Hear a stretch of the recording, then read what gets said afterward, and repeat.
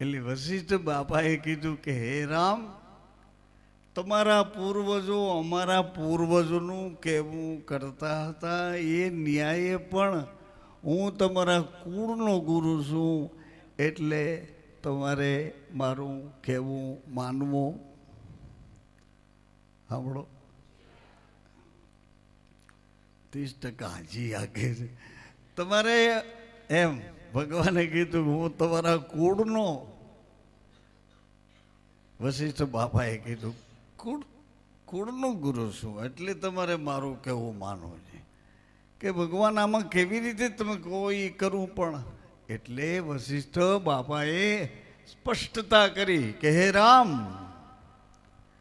તમે કોઈ સામાન્ય મનુષ્ય થઈને નથી આવ્યા રામ, તમે તો કે અવતાર છો, ભગવાન એક અવતાર લઈને આવ્યા છો. મૃત્યુલોકના જિજ્ઞાસુ આત્માઓને ગ્રસ્ત આશ્રમમાં જીવન કેવી રીતે વ્યતીત કરવું એની એક પદ્ધતિ બતાવવા, અવતારની મર્યાદા બતાવવા આવ્યા છો હે રામ. એમ આપણને ગુરુ પહેલું કામ એ કરે કે તું આ નથી, તું આ છો. ઉતરું મગજમાં તો કાલ બાજતાની ઘરે નકર એ મોટી ઉપાધિ કે બાપુએ કીધું કે. એટલે વશિષ્ઠ બાપાની સ્પષ્ટતા ભગવાનને સ્પર્શી ગઈ કે હું અવતારની ભૂમિકામાં આવ્યો છું. એટલે રામ ભગવાને કીધું ગુરુદેવ હવે તમે જેમ કહીશો એમ કરીશ. અર્જુનને છેલ્લે કીધું કે તમે જેમ કહીશો તેમ કરીશ. એમ હરજી ભાટીએ પણ રામદેવજી બાપાને કીધું કે માલિક હવે તમે જેમ કહેશો તેમ કરીશ. એમ શિષ્ય આગળ જતા ગુરુજીને કહે છે, પત્ની માટે કે શિષ્ય માટે આવું બોલવું મને ન ગમે. પત્ની સંપૂર્ણ સમર્પણ છે, એમની જેવડી વફાદારી એવડી એની સામે જવાબદારી. વફાદારી કે તમારા સિવાય મારું જીવન અહીંયા પૂરું થાય, તમારા રાજીપામાં જીવવા માટે હું તમને સમર્પિત થઈ છું, તમારી પત્ની બની છું, રાજીપે, તમારે રાજીપે, જેમ કહો તેમ. એક સિદ્ધાંત, વફાદારી જેટલી ઊંચી એટલી જ એની ચારે બાજુ સુરક્ષા. વફાદારીની સામે જવાબદારી અને ચારે બાજુથી સુરક્ષા. ગમે તે થાય તને કઈ ન થવાનું, સુરક્ષા. એમ ગુરુ ઓળખાણ આપે, ઓળખાણ આપ્યા પછી એની જવાબદારીનું ભાન બતાવે કે અહીં ચિંતા ન કર, અહીં ચિંતા ન કર, અહીં ચિંતા ન કર. અને આને ખ્યાલ આવવા માંડે કે એ છે ને, એ છે ને, એ છે ને. હનુમાનજીના ઉપાસકો એને હનુમાનજી ઉપર એવડી શ્રદ્ધા, એવડો વિશ્વાસ હોય કે અહીં બેઠા છે ને, અહીં બેઠા.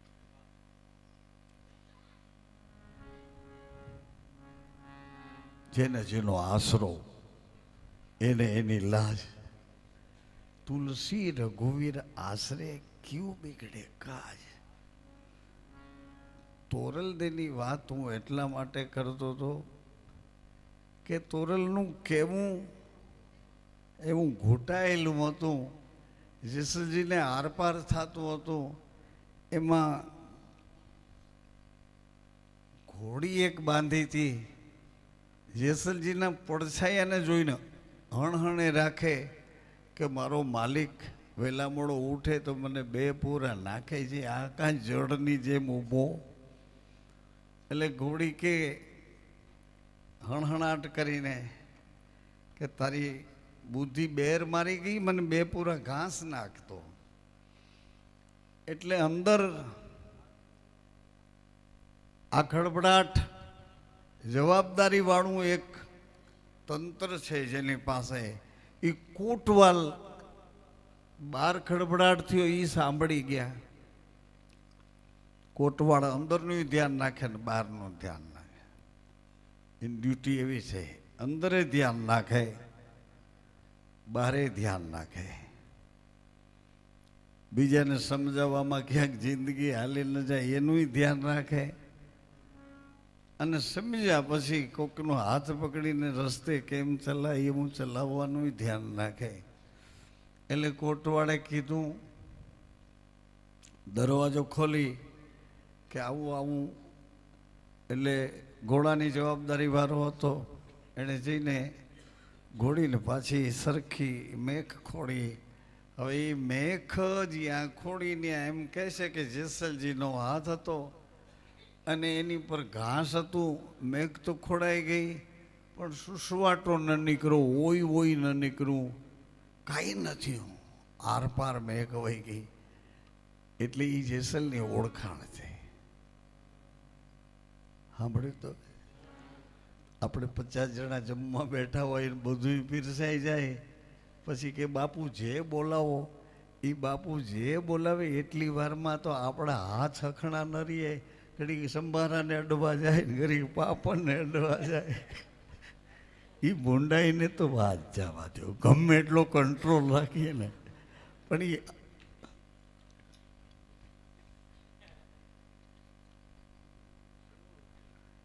બસ એવી રીતે જેસલજીની તાસીર જ એવી હતી, એમાં ચૂક્યા નથી. પછી તો વશિષ્ઠ બાપાએ કીધું કે રામ, હવે તમે વિશ્વામિત્ર સાથે, વિશ્વની મૈત્રીનો એને અનુભવ છે, મને વિશ્વની મૈત્રીનો અનુભવ નથી. એટલે વિશ્વામિત્ર બાપા કે હું જેમ છું એને એવી રીતે જ માનજો. આ બધા સિદ્ધાંતો સમજવા જેવા છે. એનું તારણ કહું છું. વળી પાછા બધાએ સરસ રીતે ગોઠવાઈ ગયા અને વળી પાછો એનો રાગ શરૂ થયો. તોડી કહે સંતને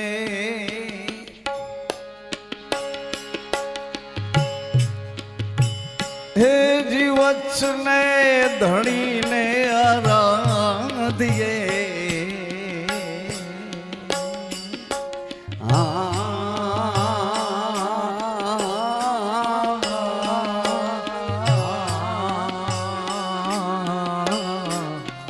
ગુરુજીના વચને રૂડા ફળ લઈએ આજ મારા વીરા રે. આવું સતી તોરલ કે છે, આવું સતી તોરલ કે છે. થોડી કહે આદર્શ ના અજ્ઞાન ના હે જી બાંધ્યા વીરા તમે છિદને ભમો.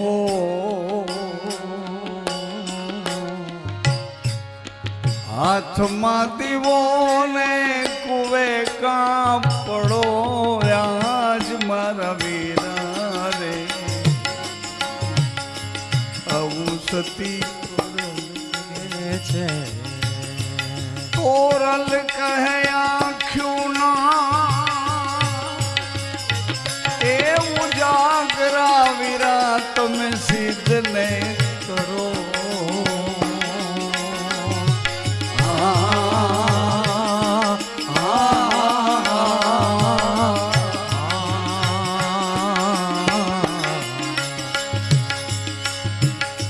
ગટડામાં નિરખી નિરખીને જુઓ આજ મારા વીરા. આવું સતી તોરલ કહે છે, તોરલ કહે છે,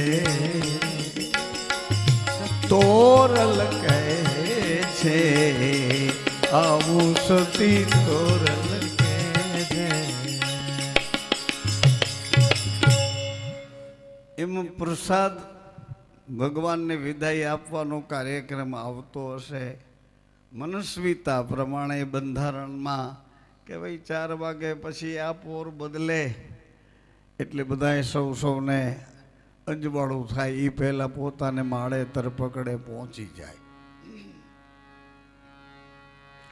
આવી એક અદ્ભુત રહેણી હતી. એની સમાલોચના કરવા જાઉં તો ઘણું મોટું છે. પણ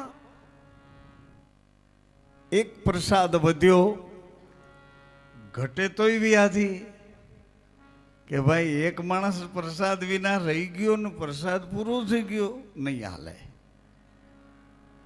એક માણસનો પ્રસાદ વધ્યો તો એ કોણ છે? એટલે એ કોટવાલે જ તપાસ કરી.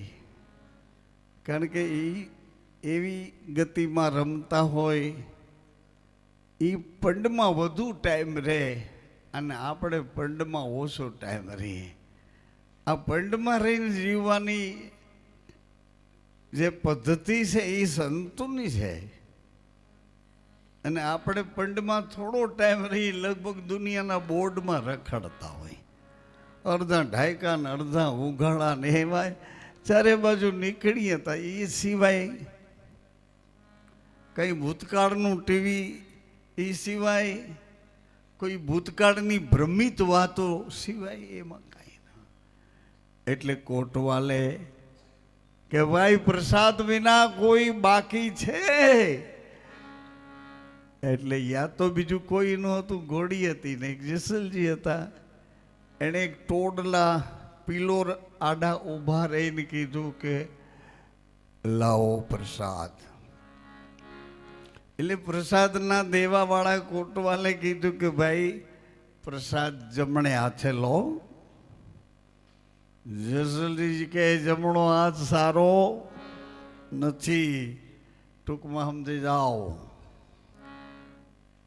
છોકરાઓને માર્યા હોય, બાઈઓ હારે જમણો હાથ બહુ સારો નથી, વખાણવા જેવો. તો ઝડપ કરી લીધી હોય એટલે જેસલજી કે સારો નથી જમણો હાથ.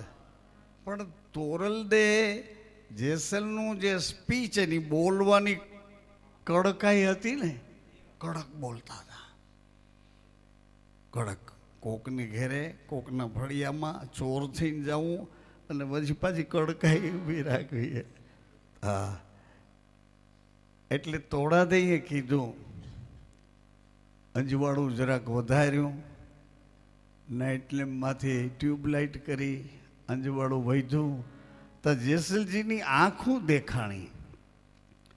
આંખોમાં એની મૂછનો પાવર હતો.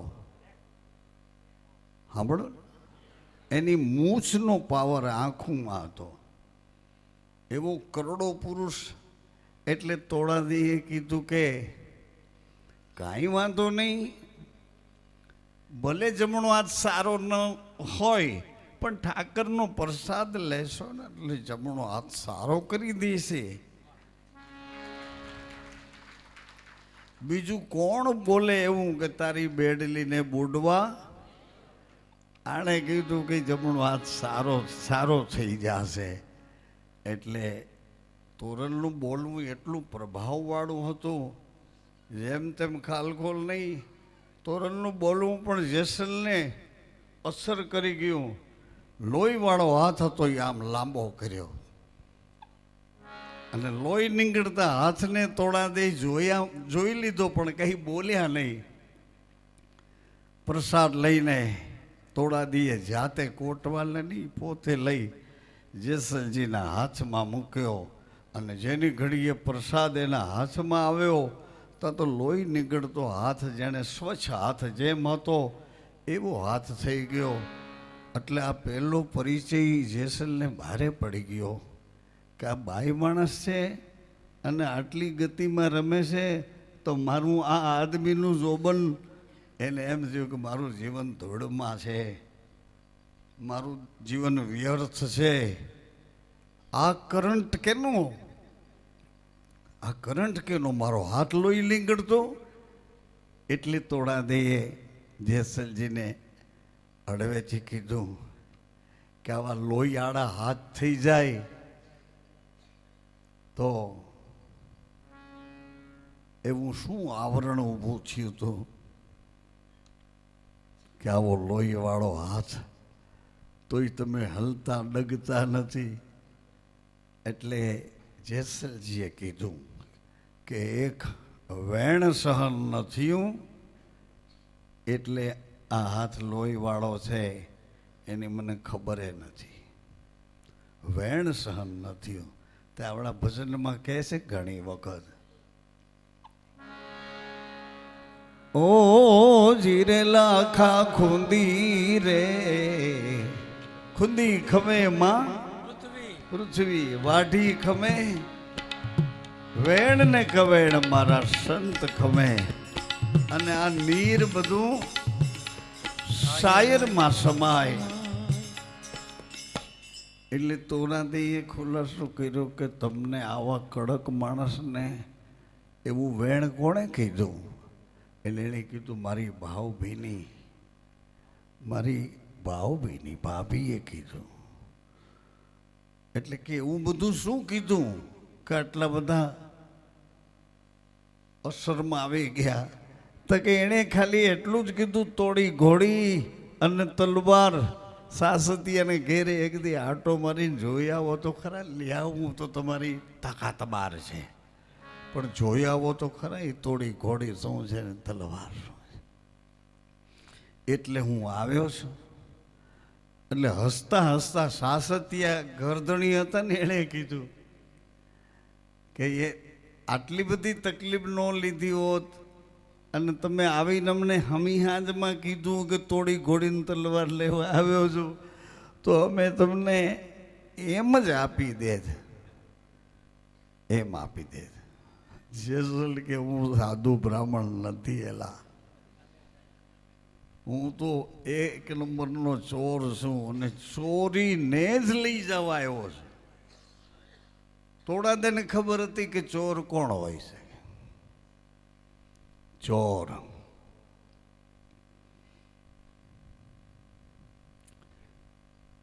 દિવસે સમરે હઠ અને રાતે સમરે સંત અને ચકોર. એકાગ્રતા જે ચોરમાં હોય એ જ એકાગ્રતા સાધકમાં હોય. આ ચોરનો મુદ્દામાલ ગોતવા અને આ એનો સર્જનહાર ગોતવા, બેના નિશાન, બેના કેન્દ્ર અલગ છે. બાકી તો એકાગ્રતા ચોરમાં હોય. ચોર એના પગ બોલવા નથી બેન, જમીન ઉપર પગને બોલવા ન દે એવી રીતે હાલે, એને કપડાને ખખડવા ન દે એવી રીતે હાચવી ના હાલે, એના શ્વાસને આઘો પાછો ન સંભળાય એવી રીતે આ એકાગ્રતા. આને તમે યમ નિયમ આહાર વિહાર પ્રાણાયામ જેમાં, પણ આ એકાગ્રતા જેસલને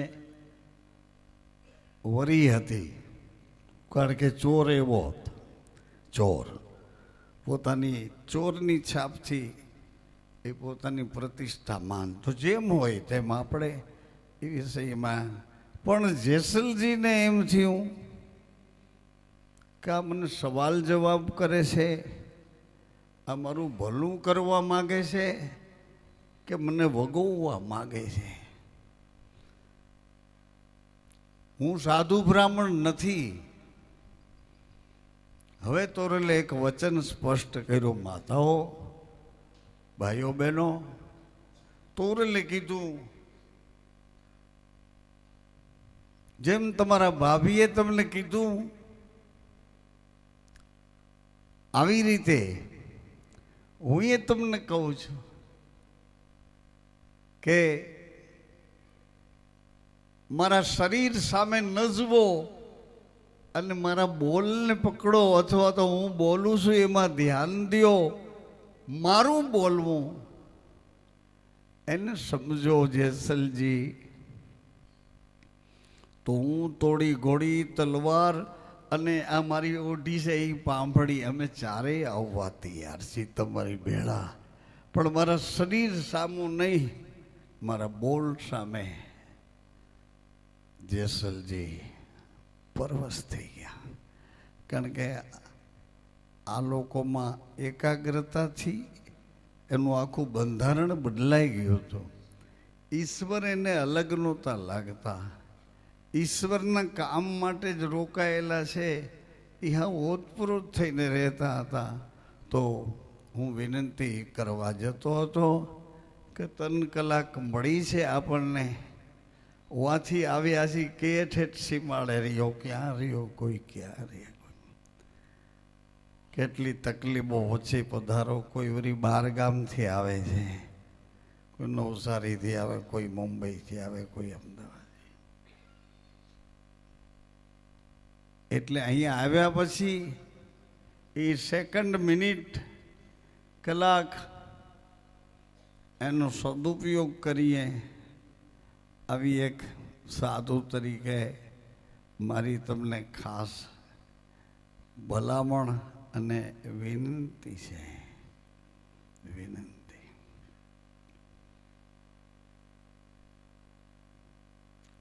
સફળતા મળશે ચોક્કસ. કારણ કે જે રસ્તે મને સફળતા મળી એટલે મને ભરોસો છે કે એ રસ્તે તમને સફળતા મળે. હું એક સાધારણ સાધુનો બાળક, ટીટીટી કર્યા કરું રેડિયો સ્ટેશન રાજકોટમાં. વળી પાછું માસ્તર છોકરાઓને ભણાવે રાખું. એમ કરતાં કરતાં મને જે ખોજ હતી ભાઈ, ત્યાં ધીમે ધીમે ધીમે ધકે ધકે પહોંચી જવાળું. આજે કોઈ પેઢીઓનો ધક્કો લાગ્યો, કોઈ વર્તમાન મોટા પુરુષો સંતોના સમાગમમાંથી એની દ્રષ્ટિનો ધક્કો લાગ્યો. આમ કરતાં કરતાં મને મારું જીવન સફળ લાગ્યું છે. એ જ રસ્તે હું તમને ભલામણ કર્યા કરું છું કે તમને જીવનનો સાચો આનંદ જોતો હોય તો તમારા પત્ની સાથે એકરૂપ થઈને જીવન જીવતા શીખી જાઓ.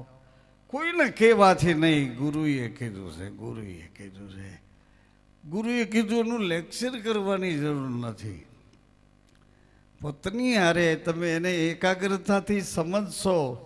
એવી જ રીતે આ એક રસ્તો સંસારનો, એવી જ રીતે તમારા ગુરુ સાથે, એના વચન સાથે એકાકાર થઈને અનુભવ કરો.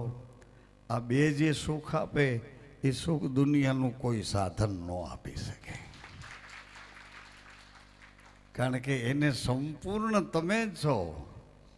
તમારાથી આગળ દુનિયાની ગમે એ સાહેબી હોય પણ એનો ધર્મ તો તમારા પગ સુધી છે. તમે કયો પછી તમારું કેવું વિવેક બારું હોય છતાંય એ કોઈ દી એનો પતિવ્રત ધર્મ ચૂકતા નથી. આવી સિસ્ટમ આપણા પૂર્વજો એવી રીતે રહેતા હતા. જલારામ બાપા અને વીરબાઈમાં નજીકના દ્રષ્ટાંતો તો આપણે ભોજા બાપા દેખાય તો ભોજા બાપાના ઘરના એવી કંઈ એની સ્ટોરી નથી, પણ ભોજા બાપાના ગુરુની સ્ટોરી તો છે ને. એ બે માણસ હતા એમ સમજો ને. પણ એ લોકો બે માણસ હતા. એના ગુરુ એનો ધણી હતો ને પોતે એની ઘરવાળી હતી. એમ કરીને એડમ અને ઈવ એની સ્ટોરી એવી આવી જ રીતે આવે. એડમ અને ઈવ એકાત્મ થઈને રે બાવો આદમ ને દાદી હવા. આદમ એટલે પ્રાણ. પ્રાણ ને પવન બે ભેળા રહેશે. ધરતી અને પાણી બે ભેળા રહેશે. આકાશ અને પ્રકાશ બે ભેળા રહેશે. વચન અને સુરતા બે. એટલે હું જ્યાં સુધી બોલવાનું મને ત્યાં સુધી તમને કયા જ રાખીશ કે આ સરસ પદ્ધતિ છે, એકદમ સરળ પદ્ધતિ છે. અને એ પદ્ધતિની જે ખાલી હું તમને વાતોય નથી કરતો, આમાંથી કેટલાએ જોયું હશે કે આ ખૂણા ઉપર જે ડેરી છે એ ડેરીમાં કોણ બેઠો છે? આજે હારી જો એમ મંદિર કયો, નાગેશ્વરી માં કયો, કેમ ભાઈ આકરું લાગ્યું ને? તમારે શીલ જોઈએ ને સંતોષ જોઈએ તો એની પાસે છે ક્યાંથી મળ્યો? એને એના પતિવ્રતમાંથી મળ્યો. આવી રીતે ધર્મ નજીક છે અને પાછું સત્ય છે. સનાતન તો છે, આદિ અનાદિનો છે, પણ સત્ય છે. મને કોઈ રોક્યો નથી કે આ શું કરે છે. આ છોકરાઓને અવરે રવાડે ચડાવે છે, પત્નીને માં કહીને એની પૂજા કરવાનું, આવું આ શું છે? પણ આવી સિસ્ટમ હતી ને પહેલા. તોડાદેનો મોટલો લઈ જેસલજી ગતમાં આવ્યા છે અને ત્યાં મોટલો છોડ્યો, બધાએ પોકાર કર્યો, તોડાદે બેઠા થયા. એવી રીતે જેસલજીને પાછા તોડાદે બેઠા કરે છે.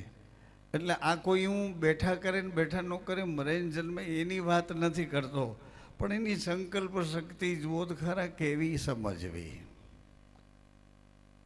અતિ વિશેષ હવે આપણા પૂજ્ય સંતો પધાર્યા છે.